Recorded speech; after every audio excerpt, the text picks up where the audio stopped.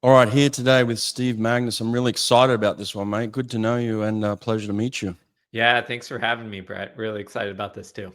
Yeah, now listen, you got a new book out called Win the Inside Game. You got multiple books and they're all excellent.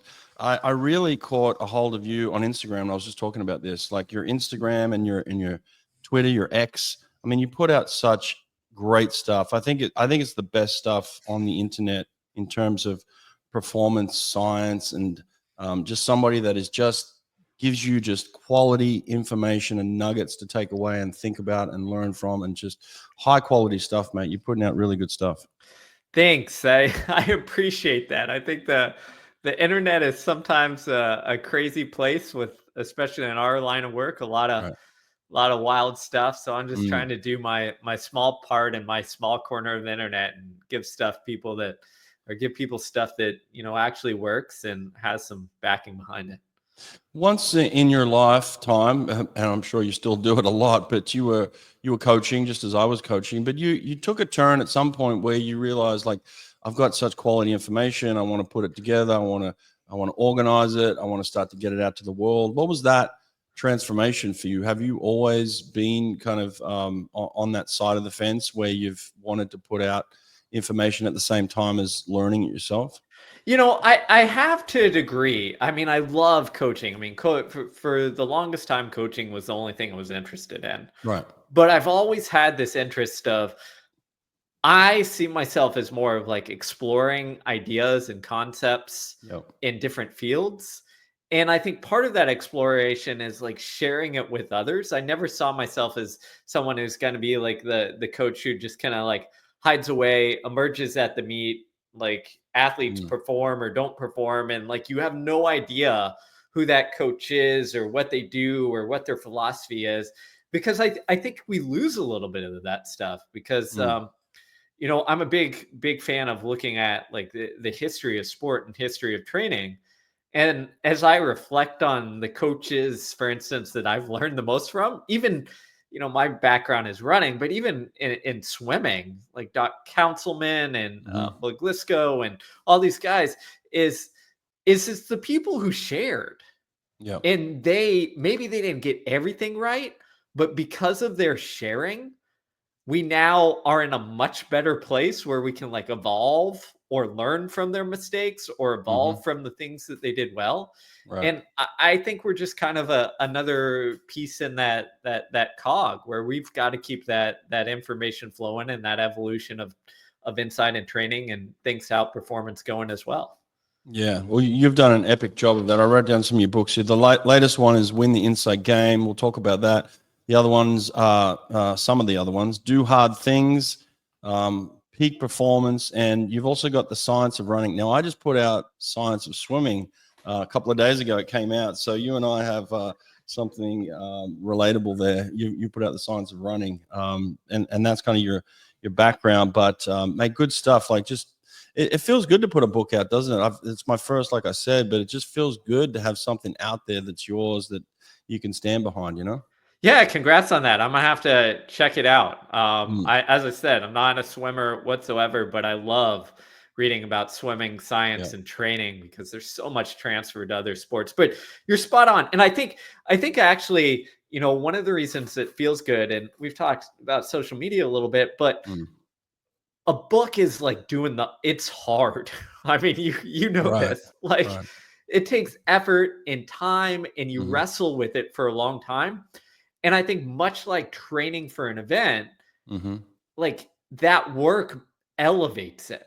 So it has this kind of lasting appeal, even if you didn't get everything 100% how you wanted. It Yeah. has this lasting appeal because like you spent time doing the thing. Mm. And in Mm. in a world where I think on social media often, like, you put out a tweet or Instagram post and it does well today, but it's forgotten in a couple days, right? I think Right. there's something to like something like putting out a book, putting planting a flag in the sand and being like, hey, here are my thoughts on this, and here's what I think. And I think that's something that's desperately needed in a world where we're kind of like short term entertainment all the time. Yeah. Well, one of your books is Do Hard Things, and this is the hardest thing I've done, right? Like writing the book on Do Hard Things, I can imagine is hard. But yeah, like writing a book on the science of swimming is, they came to me and suggested, and I thought, oh, that won't be too difficult. That'll be okay. And then as I got into it and into the weeds, and it was just, I had these days where I would just put out epic material and just I'd be on a roll, and then days where I just hit a slump. I'm like, I can't get to it today. I can't do it today. I got nothing. So it's just like this roller coaster of just this year of work.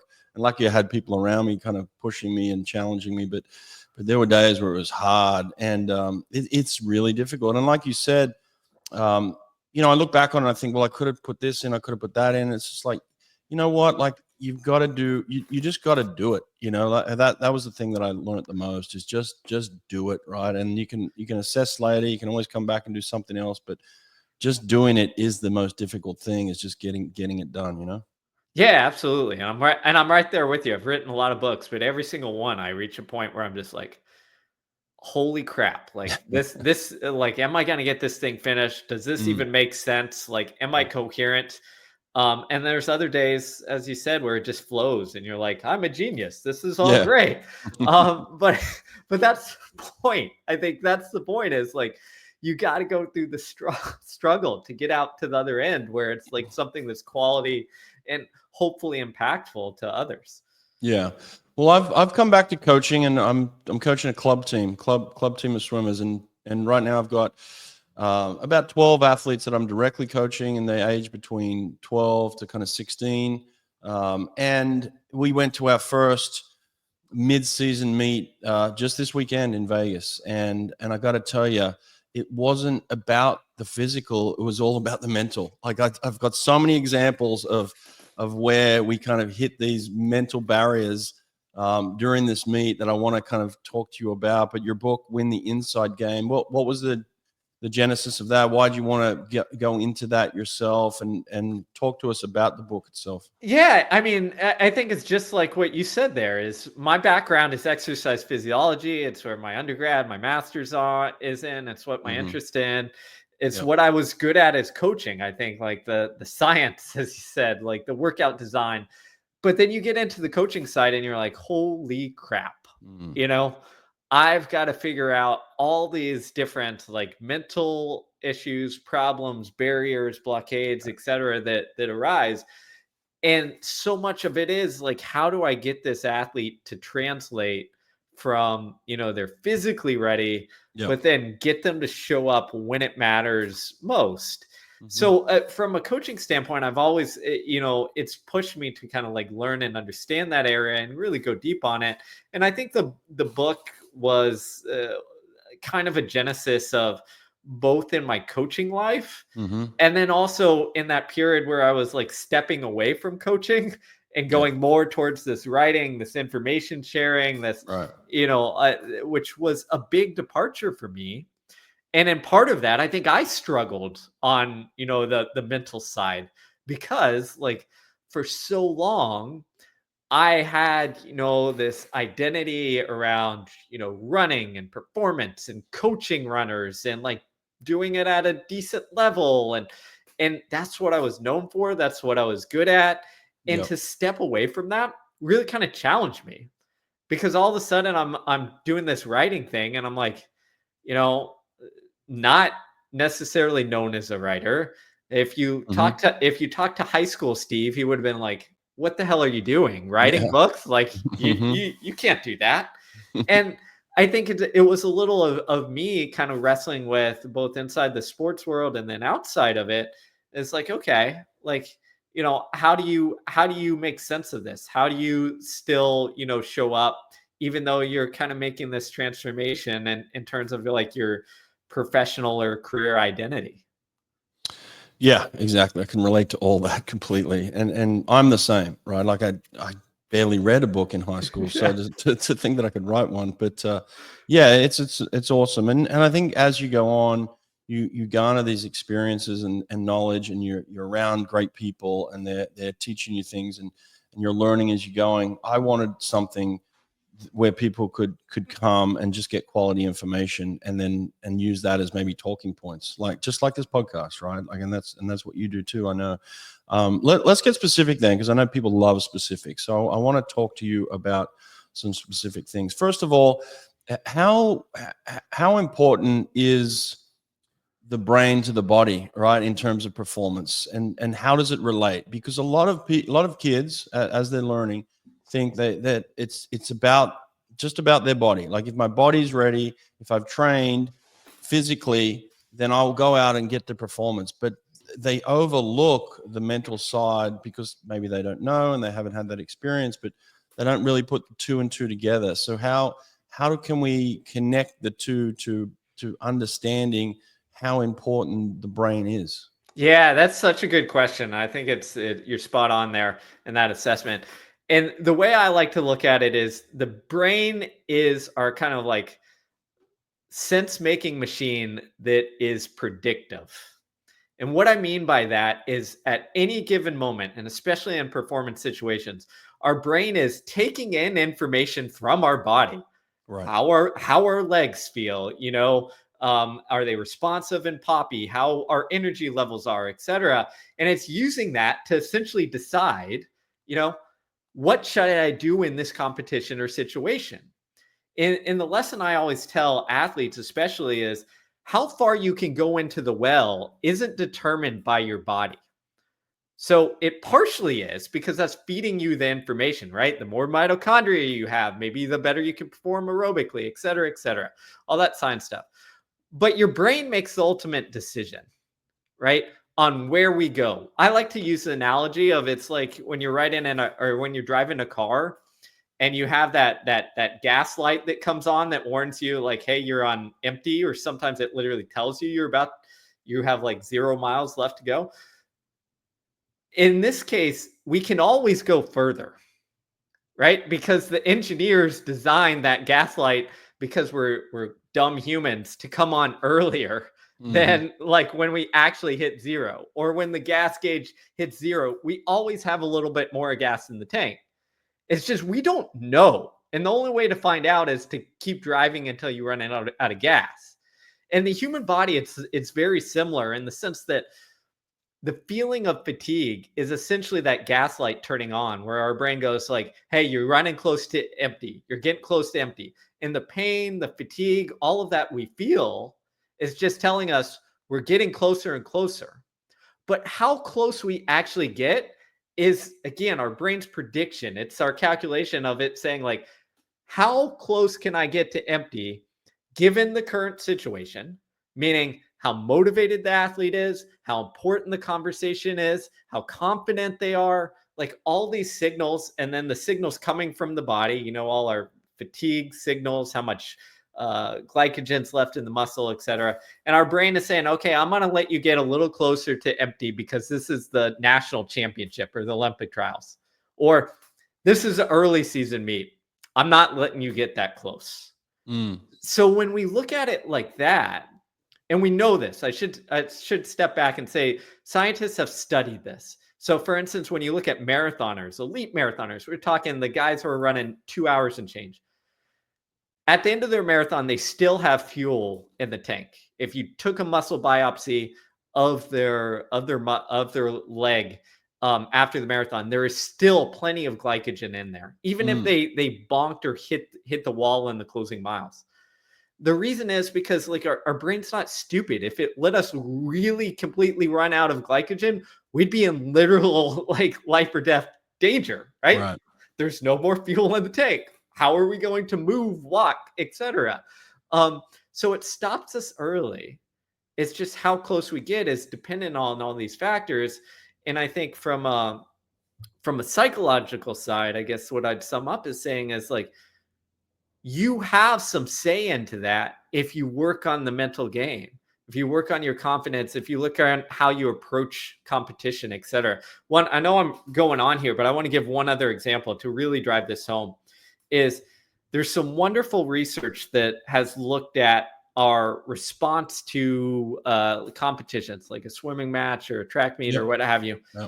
And what they found is that our stress response can go basically one of a couple ways, but we can simplify it. We can either see it as a threat, and when our brain thinks it's a threat, meaning I'm lining up for the race, I'm about to start, I'm about to go into the water, and my brain goes like, "You're not ready for this. You're going to get beat. You're overwhelmed." When that happens, we release more cortisol, which is stress hormone, okay? And we release less, and often our testosterone goes down. And what happens in that state is that's kind of our brain telling our body, run away, hide, avoid. And our body listens. It says, you know what? I'm not going to go as far into the well because like I'm just going to shut down and protect myself early because this is a threat. It's kind of linked back to when we're on the savannah and we see, I don't know, a lion and it's like run away or like play Yeah. dead, right? Mhm. But opposite of that, and researchers have found that like we can have a challenge response, which is instead of cortisol, we get more adrenaline. Instead of our testosterone going down, it goes up and we feel more aggressive and willing to take responsible risks. And again, what research tends to show us is in that challenge state, that stress hormones are sending a signal that says like, hey, let's go fight the lion, or like, let's take on this race. In which way we go is again, it comes back to the information that our brain has, the information that we have on the mental side. Do you see this? Have you done the work? Have you put in the miles? Have you put in the yards? Are you confident you can take this race on? Are you seeing this as, hey, I'm going to see what I can do and try and play to win versus I'm just going to play prevent defense and try not to get embarrassed and lost. All Mm. of those signals and information comes in to determine, you know, which way we go in terms of our stress response, which then impacts, you know, what our body can give in terms of physical performance. What's up? This is Nate from Swim Nerd. Just letting you guys know about Swim Nerd timing. We now offer the most affordable, the easiest to use timing system in the world. We got it all. Starters, harnesses, buttons, touchpads, scoreboards, your one-stop shop for all your timing needs. Check us out at swimpractice.com. That interests me, you know, like going deeper on that. What does happen to the body, right, when you have a response like that? I'll give you a couple of examples. The first example I'll give is that, you know, in swimming, same as track, right? You may do multiple events, right? But you have that one event that you identify with, right? That's my event. That's the one that's my baby, you know, that's the one I want to do the best in, right? And so expectations rise a little bit, and people all around you are kind of looking at you of like, now's the one they're going to get this one, right? And so you want it so badly that you try a little too hard, right? Like you force it and you put pressure on it, but and then that has a physical response, right? Like when you force something, then you kind of hit a wall and it shuts the body down, and then you start questioning all the training that you've done, right? And the work that you've put in, like, I didn't work hard enough, I'm not fit enough. And my explanation is, no, you just tried too hard there and the body shut down and you've had this response, you know, and the kids just can't fully understand what happens there. So can you explain that a little bit? Yeah, absolutely. There's a sweet spot, right? Is when we have this idea often that to go faster in the pool, we have to try harder. To run faster in the track, we have to try harder. Yep. And what often happens is we go from the sweet spot of giving effort towards things are productive to we just kind of give overall effort, which makes it where we move from things that are productive to things that get in our way. So on the track and in swimming, you can see it, right? You see the athlete who tenses up, their shoulders literally get tight, and you can tell they're trying. Often their face gets tight too, especially if you watch world-class sprinters, for instance. You know, Usain Bolt was famous for looking relaxed while he was going, whatever it was, 27 miles an hour, you know, insane. Right.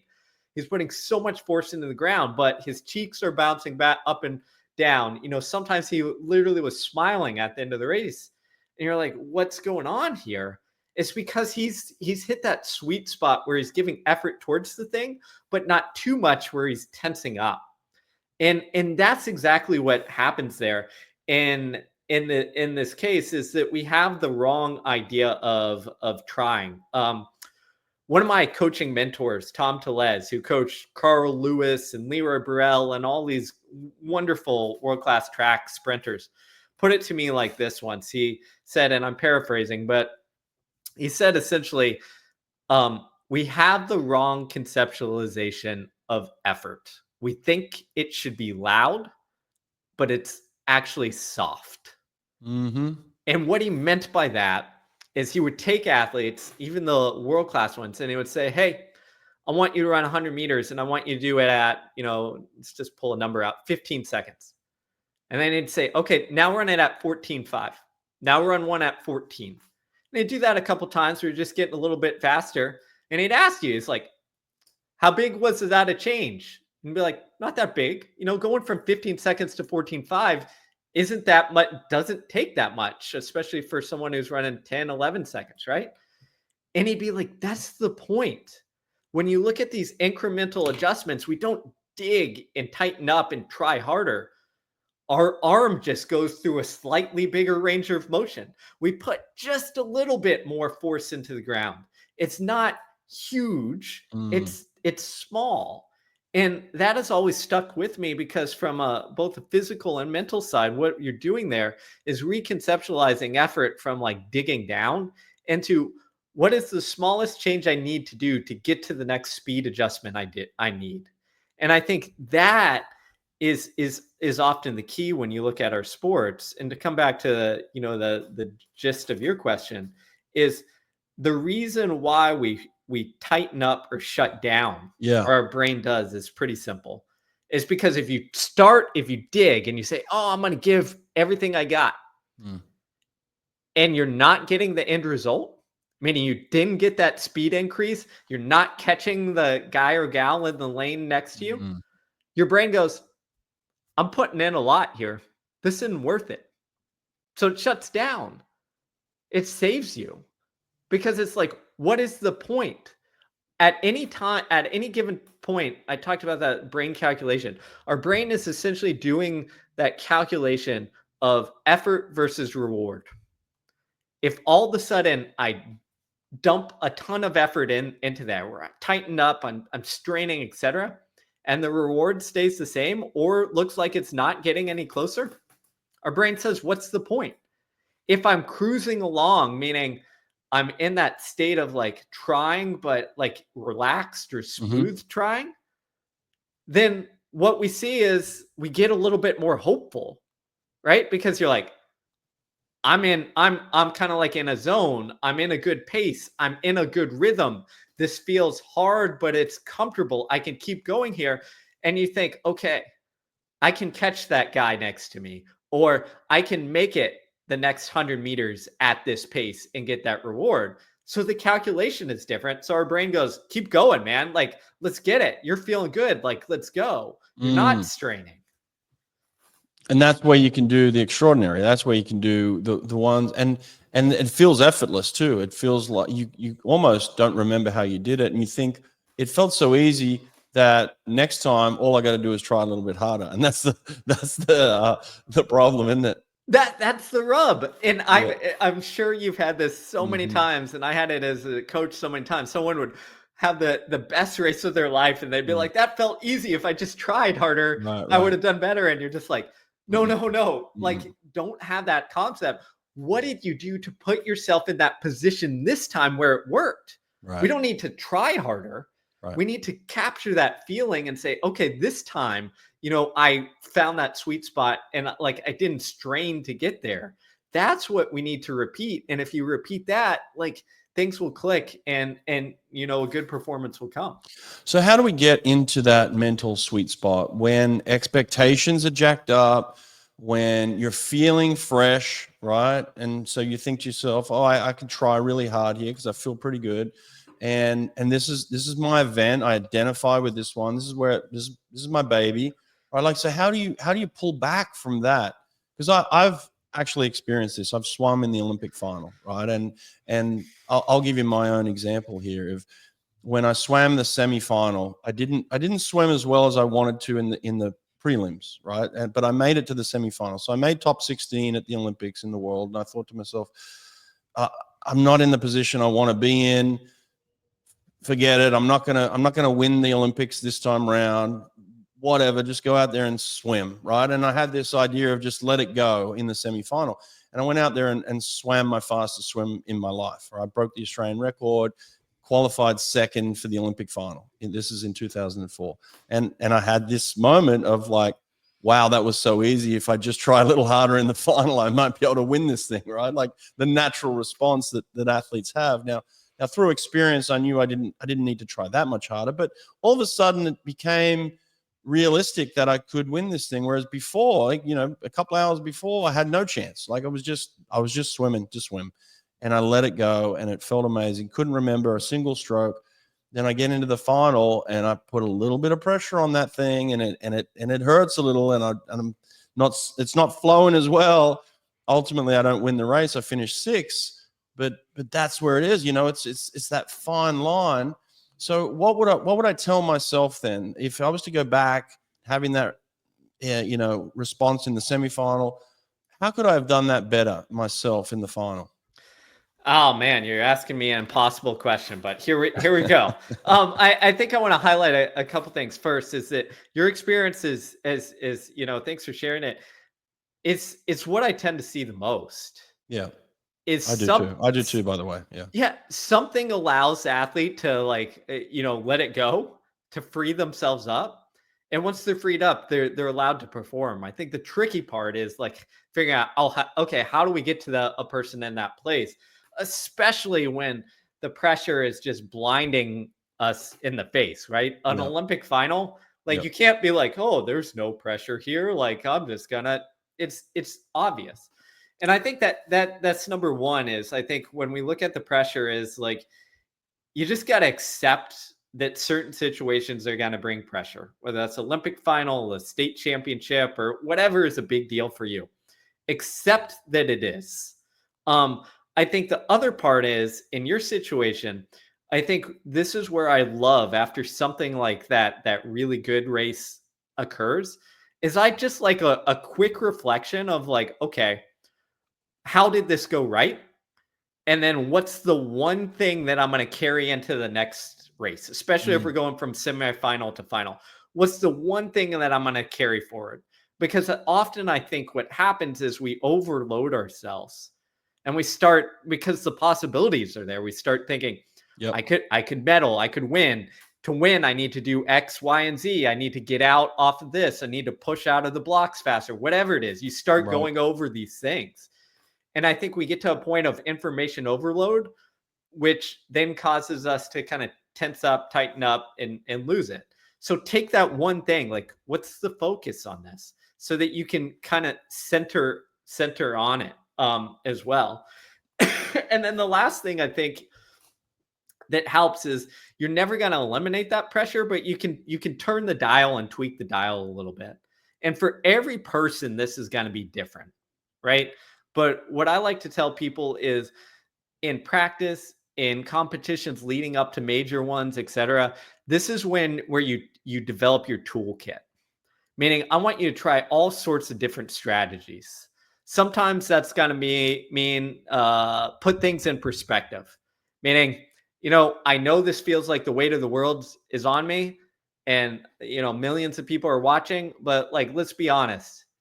In our sports, swimming and track and field, who gives a shit except for like once every 4 years? Like, Yep.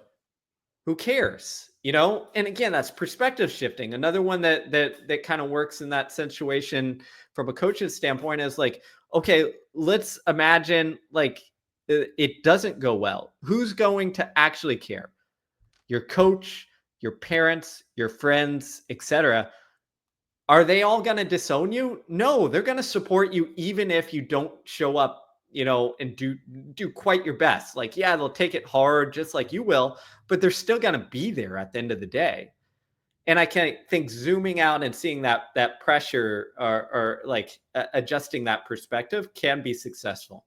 On the other side of it is you can look at doing things like reframing the situation, meaning instead of zooming out, you kind of like narrow in. And on this, it's like, forget if you're swimming, I don't know, the 400. It's like, forget the first, forget the whole race. That's a lot of race to think about.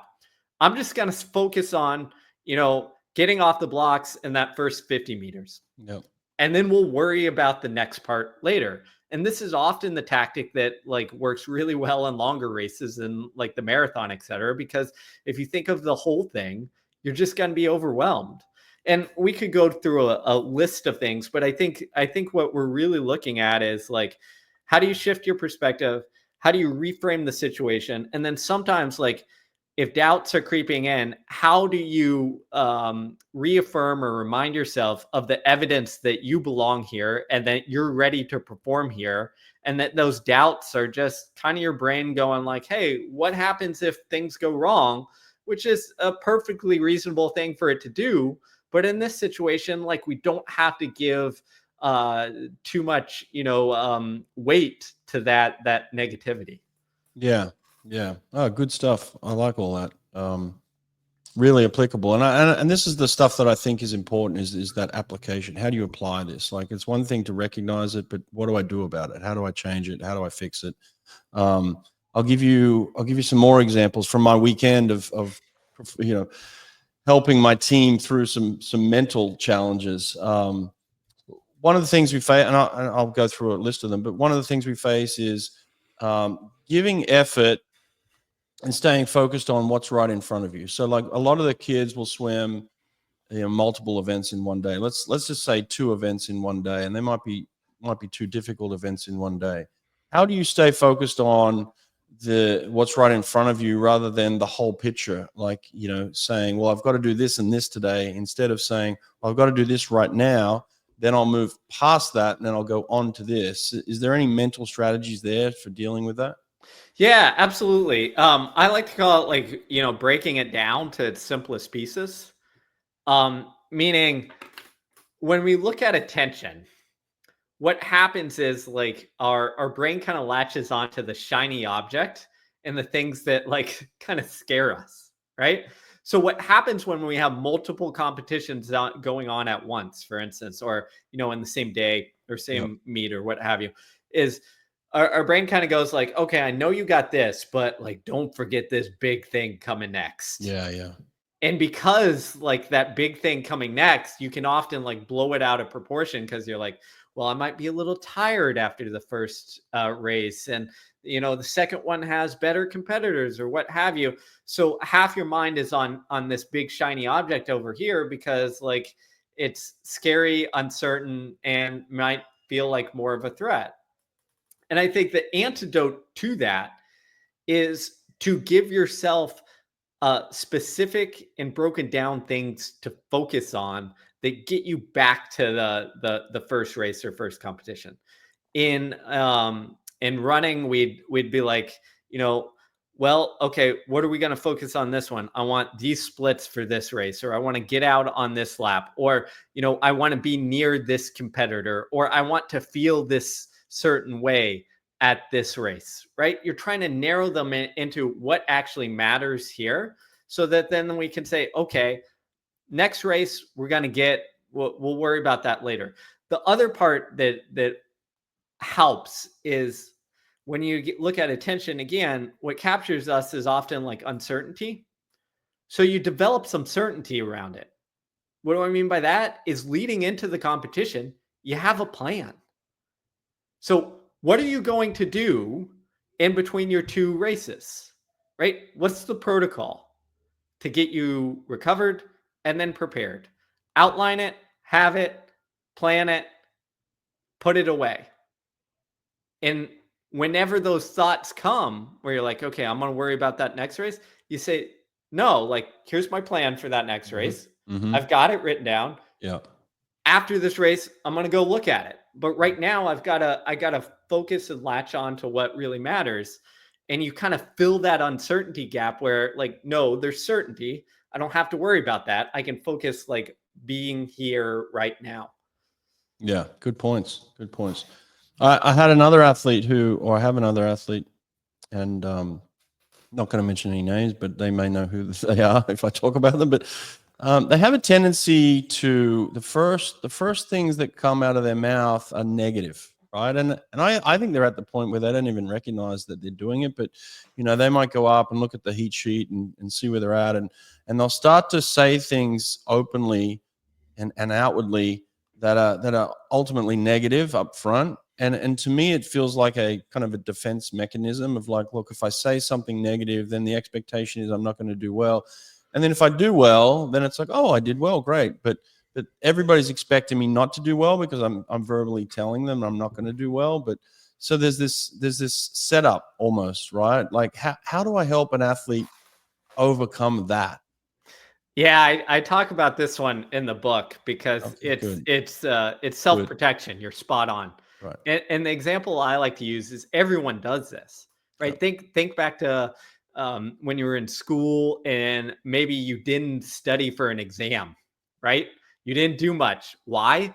Because after the exam, if you did kind of well, you're like, hey, look, I'm not an idiot. Like I did pretty well, right? Right. But right. if you went all in and you studied really hard and you failed, that's harder to face, Yeah. right? Because then that means like maybe I'm not smart enough or don't understand this thing. So part of the way we self-protect our ego is by like deliberately kind of like self-sabotaging and putting it out there that like, oh, I'm not ready. I'm not going to perform well. It's the Yeah. same. It's the same with the athlete who says like, you know, I haven't started, my faster work yet, and you're just like, we're here at a race. Like what you've done in training, like stop, protecting yourself. Let's just see what's there. Yeah. Um, and I think that it's tricky to untangle as a coach, but I think that it starts with this is you got to understand why they're protecting themselves. Is it because they care a lot about swimming and the performance really matters and it defines them? Is it that mom and dad or someone important is in the stands and like Yep. puts a lot of pressure on them to perform Yep. and they don't want to let them down? Like if you can find the root cause of like where this self-protection is coming from, that often like gives you the freedom to explore it and be like, hey, how do we address this thing? Mhm. If you can't quite find that root cause, then what I like to do is try to change or reframe that person's mindset to make it where the race is about seeing what's there. So, for instance, I'll give you some example I've used with runners before who have had that situation. I will tell them, I'll be like, hey, Johnny, Susie, your goal of this race is not to PR or see whatever. Our goal is simple. Is I want you to go out with the leaders the first half, or go out, I'll give them a split. I want you to go out in, 205 for the first 800 instead of normally you come through at 210. And they'll be like, why would I do that? And you're just saying, because I want to see what you're capable of. Like, we've got to put you in that spot. I don't care if you blow up. If you blow up, in fact, I will applaud you because now we know where you are if, like, you literally run out of energy, right? And you can't go. The whole goal is, like, get somewhere you haven't been before, and then we'll worry about the rest later. And what you're doing there is essentially reframing the goal of the race away from something that, like, they can fail at, which is like, did I swim a PR or not? To something that is like entirely within their control, which is like, get out fast for this part. And then like, let's see what's left in the tank and see how much you slow down. And I just want you to fight. That's all that I care about. Yeah. And often what happens is that kind of frees them up because like they stop worrying about, winning or losing or hitting that PR. And as a coach, I often look at these kind of like early season meets or like low key meets as the the places where we can kind of experiment with that. Or the alternative to that as well is I like putting people in maybe their B or C races, right? Not their main event, where they often feel more of this pressure.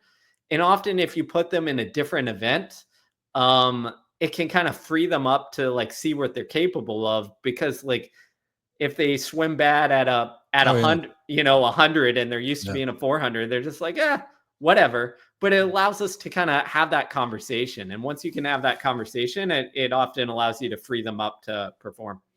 Yeah, well, generally, I found that if you put them in a situation like that, they perform well because they Yep. just relax and there's no expectation there. But you want to swim faster, you need sprint revolution resistance equipment. This isn't just gear; it's a game changer. Our propellers, power socks, stretch cords, parachutes, and paddles are all designed to build explosive speed and power in the water. If you're serious about taking your swim to the next level, you need the best resistance gear out there. Sprint Revolution, where speed is born. A lot of questions, and I'm glad you're here because I've got my own questions. I need my own performance psychologist and physiologist and all of it. So I feel like you can answer all the questions. But look, I know athletics, and you know it, too, and you see people like in your sport, Mondo Duplantis, right? Whose parent has coached them throughout their career and had success, right? So we see examples of this with the Williams sisters in tennis and people like this, and I'm starting to see it in swimming, where you have parents who are very heavily involved in the athlete's performance. Now there are examples of it where it's highly successful, but I think the majority of it doesn't end up like that. It's not good. So I see a lot of parents that are overly invested and just need to let the coaches coach a little bit more. Because I'll have an athlete come to me and say, here's my goal, here's my expectation, here's the way I'm going to swim it, and I'll say, well, where did you get all that from? Like we didn't talk about that. That's not what I have intended for you. It's like, well, that's what mum wants. It's what dad wants. That's what they told me to do. And there's this back and forward, this struggle between what they want. And then as soon as they get out of the pool, they're not looking at me, they're looking past me to see how their parents are reacting. And then they're spending hours, talking about the race itself. So you know where I'm going with all this is how do you combat that if you can at all? So first, I think it's important to outline a couple figures on reality, which is if you look at the research, the number one contributor for young athletes for experiencing what we call fear of failure, which is like the things we're talking about, not actually striving for success because we're so afraid of what it'll feel like if we fail, is parents. So parents contribute to that, and it makes sense, right? Because if you have a parent on the sideline who is, putting all this expectation and pressure and so invested in you, what tends to happen is that kid or that athlete tightens up because they feel like, oh my gosh, who wants to let mom or dad down, right? No kid wants to let their mom or dad down, especially if they're like investing this time, energy, money, etc. So let's start with that. It's a problem. Are there exceptions? Absolutely. There's exceptions to everything. But even if you look at some of the greats, like who we use as examples, for instance, Tiger Woods, a couple years ago, he was asked, what would your advice be for a young, star in a sport to parents? And he said, never, he said, and again, I'm paraphrasing because I don't remember the exact quote, but he said, it's got to be them. It's got to be the kid. And he said, and this is Tiger Woods, he said, despite everything you hear, like my dad never like forced me to go play golf. I was asking him to go play golf. I was like that in love with that. And whether you believe him or not, like that's where the data shows as well is for the vast majority of people it's got to be the kid driven and not the parent top down dictating and demanding, because like the parent often causes some negative psychological or mental ramifications from that. So, okay, great. what do you do as a coach? Well, this is tough. No coach, every high school, junior high, club team, even college team I talk to asks this same question because we're all facing it. Right. And I think that it starts a couple ways. It starts with, as the coach, I think we've got to do a better job of educating our parents, because they see the Williams sisters or the Mondo and say, I'm going to be that. I want the best for my child. I'm going to be, that dad or mom on the sidelines doing that. And we've got to at least educate them on, okay, what actually tends to help and what actually gets in the way. There was a wonderful study not too many years ago on high level tennis juniors, right? And what they found is they surveyed all the parents and they surveyed all the kids and did all this psychological research. And they asked the kids who are, again, performing at a high level at the junior level, what do you want your parents to know or do during a match? And it was completely different from the expectation the parents had. The parents thought, they wanted them to be involved and to dictate strategy and blah, blah, blah, blah, blah. And the kid essentially wanted them to sit back, support, and like be there no matter what, but not be the coach. Yeah. And that educating the parents on like, hey, this is what helps is step one. And then I think step two on that is some parents are going to resist because they're parents. That's fine, whatever. Is then it's your relationship with the kid or the athlete. So as the coach, you can't be the one be like, hey, don't ever listen to mom or dad, right? Because how's that going to go over? But what you can do is be like, okay,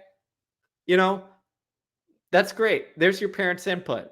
But when it comes to swimming, like, I'm your coach and I'm like, you came to this club to be a part of this team. And like, my job is to impart knowledge that I see based on, working with, dozens and hundreds of other swimmers and developing on my own career at the highest level.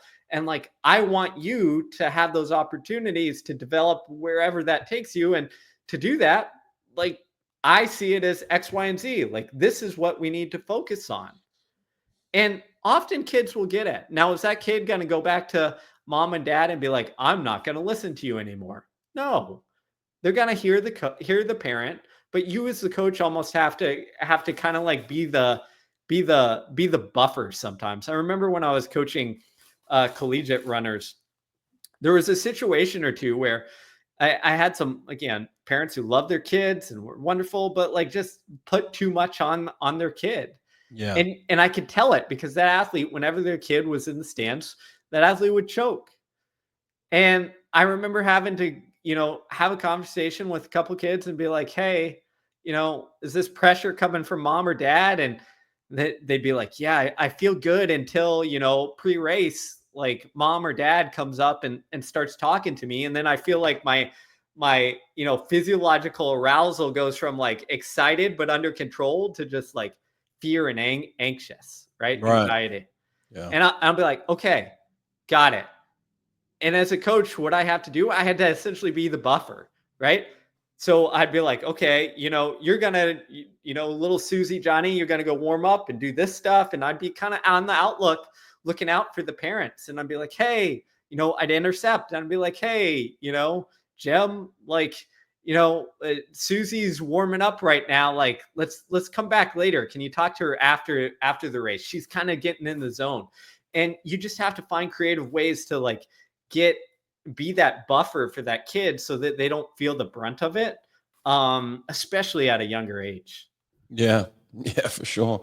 We had parents on the sideline across the whole pool from various teams, but like on the side of the pool, like right in front where the kids turned, like screaming at their children on the weekend. Like, I've never met anyone, certainly not myself either, where I've thought to myself, oh, my mom is screaming so hard right now. I need to try harder. I need to swim faster. Like why are you screaming at your child? Almost to the point where a couple of parents almost fell in the pool, like they were yelling so hard at their kid. I'm like, that does nothing. It does zero. Your kid is not trying harder.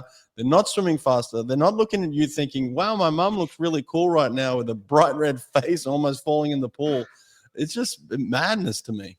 It is, but it is. I think it's just part of the culture, especially in youth sports, especially in America. And I think what happens is those moms or dads, they want the best for their kid.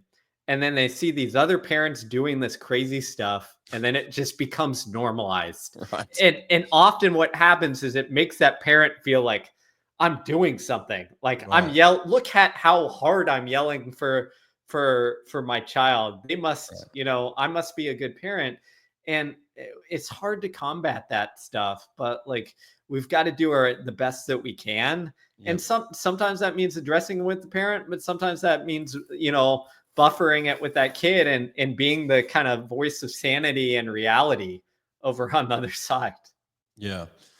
How, along the same lines, how do you overcome the comparison factor, right? Like, look, I went to the national championships when I was 13 and I finished dead last at 13.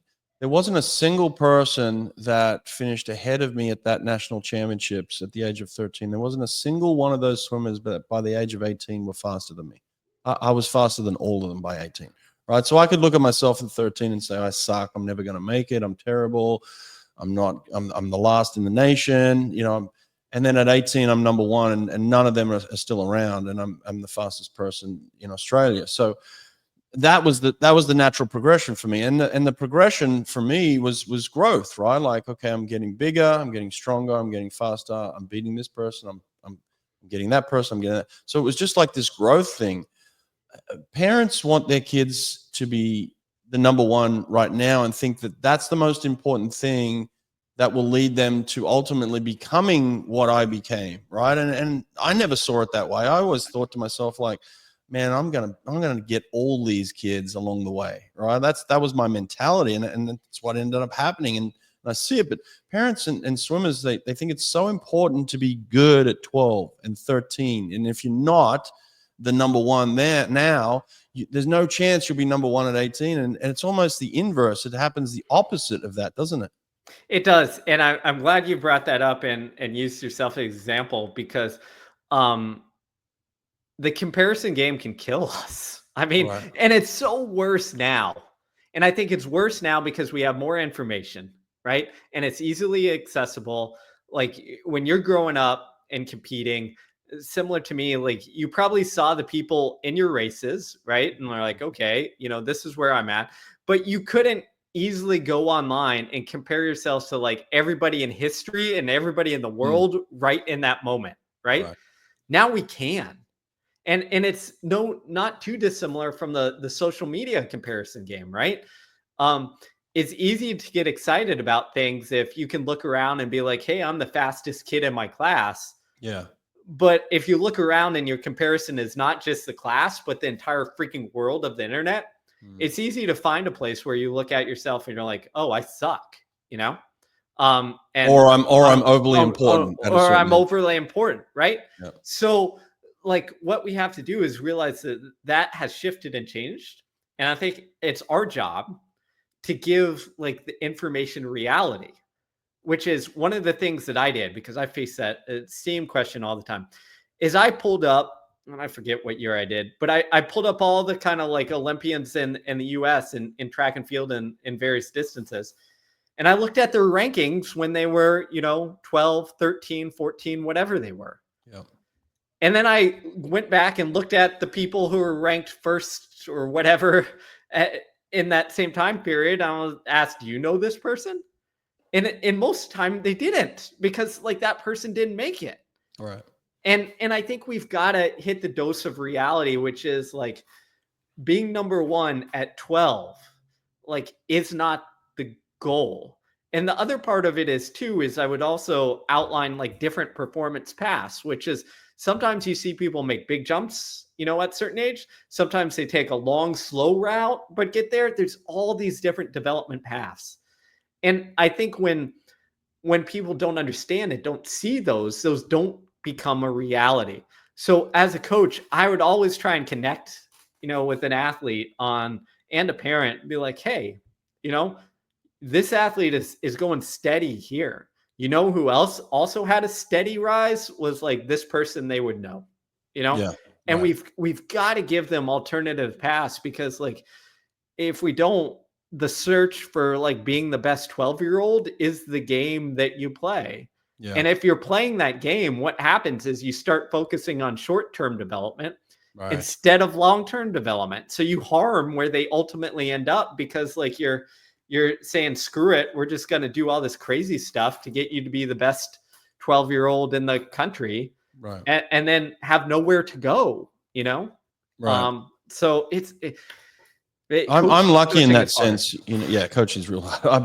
But I'm lucky in that sense. I see a lot of club coaches these days where their identity's wrapped up in this. And I guess as a young coach, I started at a different level. I was in college and I got to coach athletes that went on to swim at the Olympics. So I certainly can identify with the fact that your ego is wrapped up in it, right? At some point. But I see a lot of club coaches who want that 12-year-old to be the fastest so that they can represent them.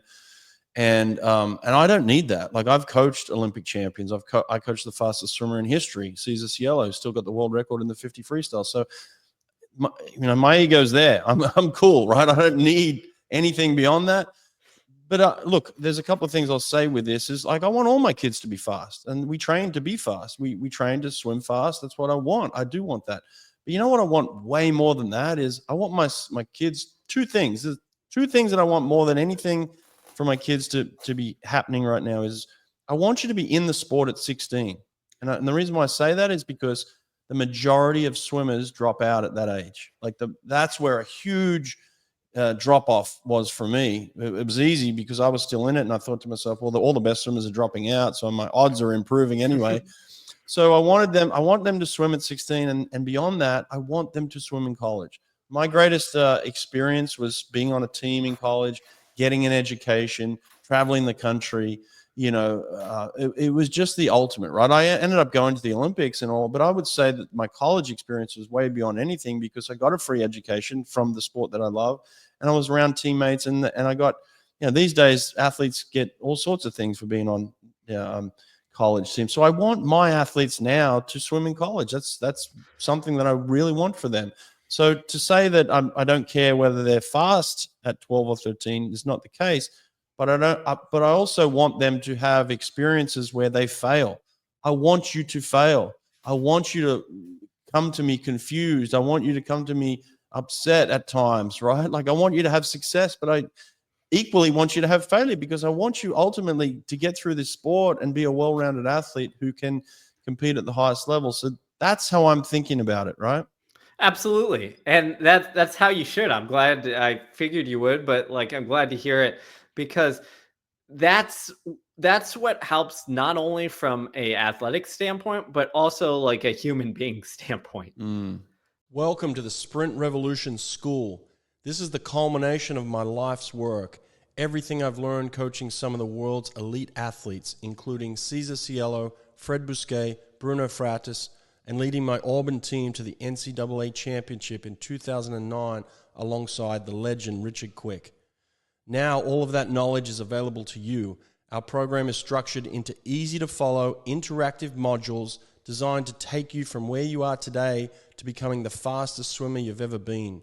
Check out the link in the description, or simply search The Sprint Revolution on school.com to get started. Think about it. You stay in the sport.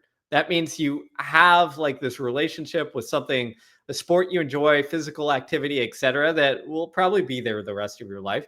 You compete, learn how to compete and fail, which teaches you life lessons. And then hopefully you get to college and get a degree, which sets you up for the whole rest of your life. Yeah. And there's research that backs this up at the highest level.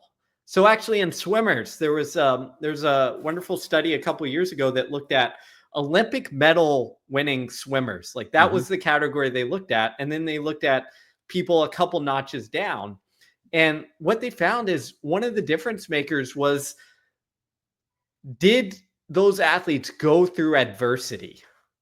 Meaning, Yeah. did they learn how to fail? Did they learn how to lose or go through an injury or like just a struggle point in their career?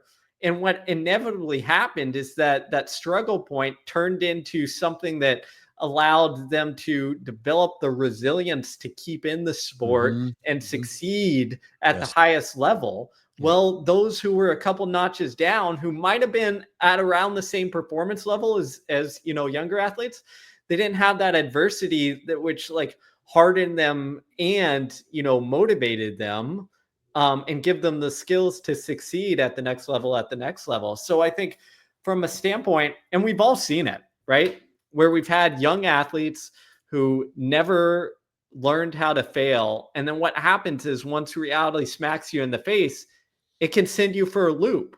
So when do you want to learn that lesson?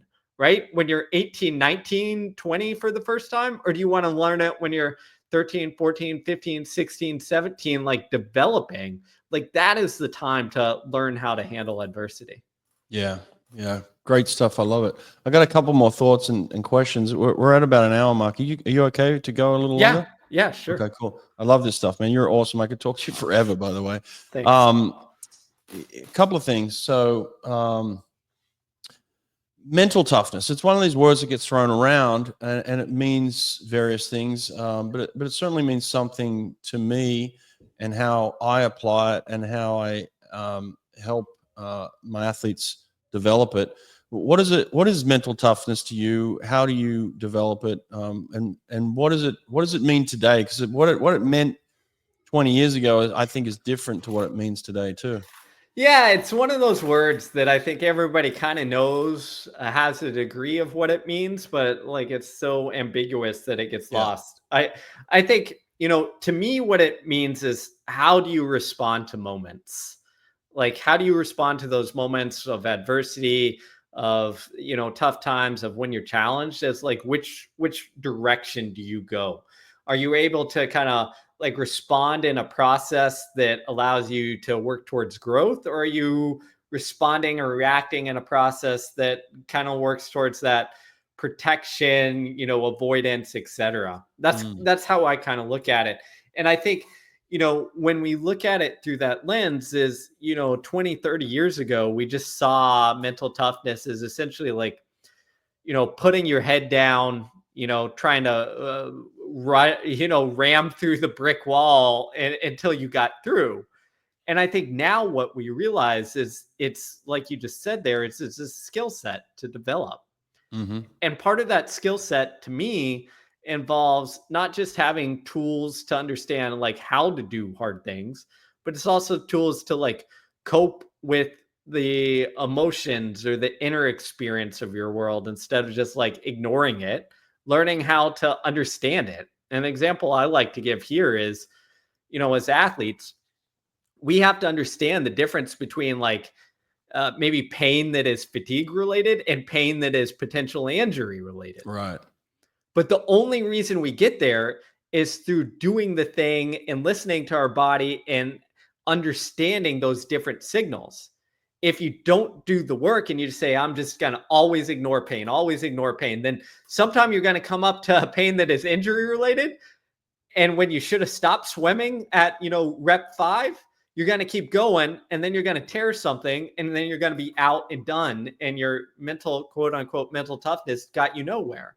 Mm. So it's kind of like that nuance of like understanding, the inner world and, the outer world to see how we can kind of navigate those moments.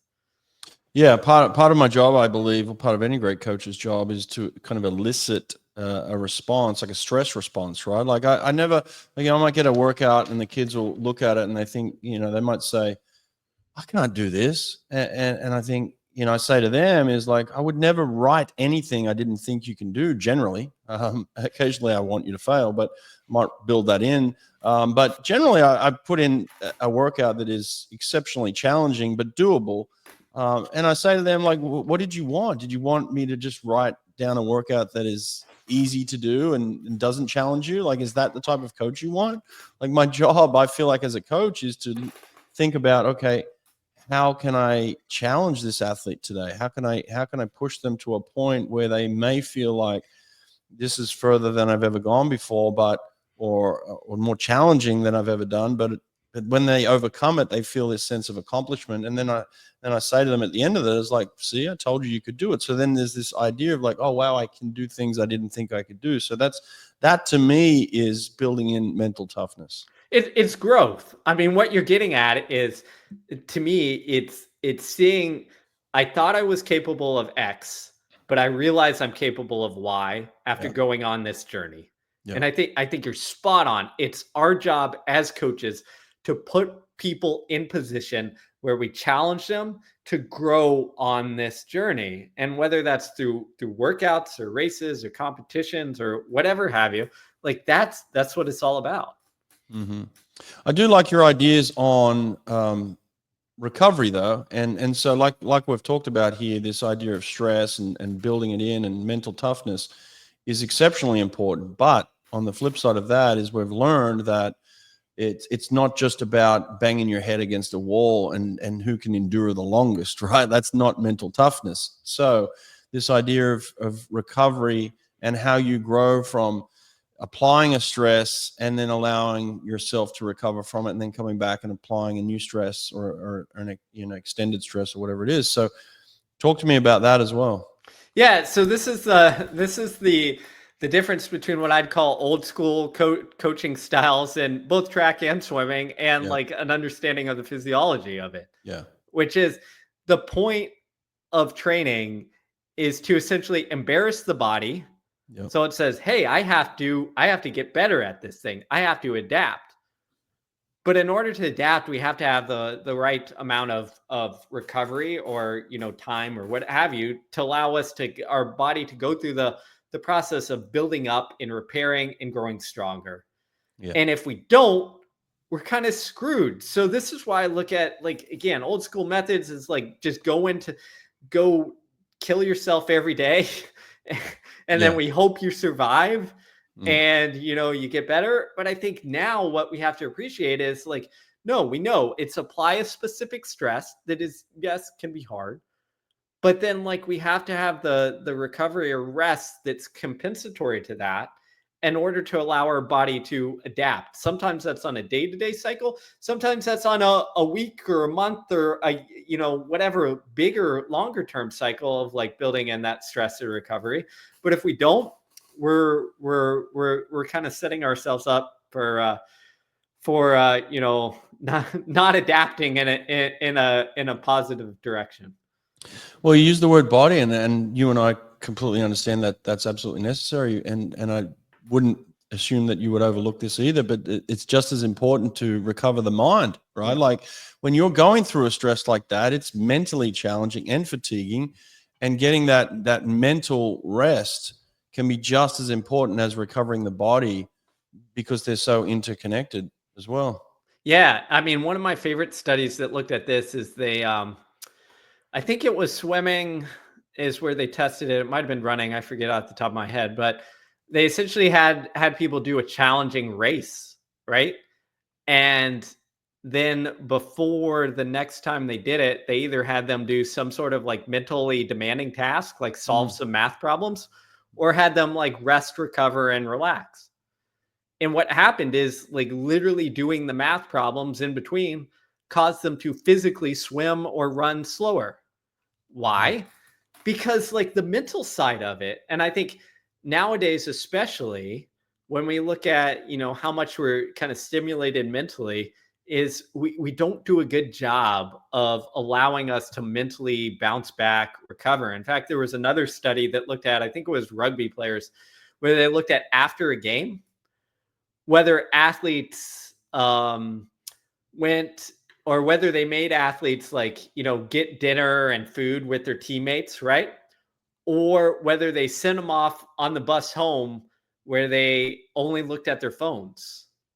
And what happens is when they went on the bus, didn't interact, looked at their phones, their markers of recovery were much worse than when they just had a meal with their teammates and friends.